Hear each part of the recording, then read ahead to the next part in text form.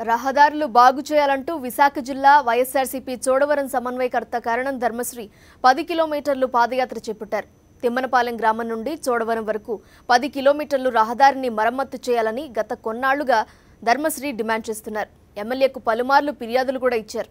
అయినా స్పందన రాకపోవడంతో పాదయాత్ర చేపట్టారు. వందలాది మంది ఈ యాత్రలో పాల్గొన్నారు.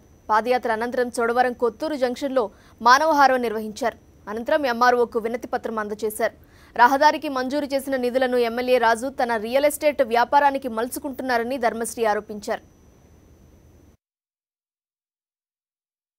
నాకు ఓటు వేయలేదు కాబట్టి నీకు రోడ్డు వేయనని నిర్మోహమాటంగా చెప్పడం చాలా విడ్డూరంగా ఉంది. ఇది నిరంకుశ పాలన కాదు. ప్రజాస్వామ్యబద్ధంగా వచ్చిన నిధులు ఈ రోడ్డు పూర్తి చేయాలా.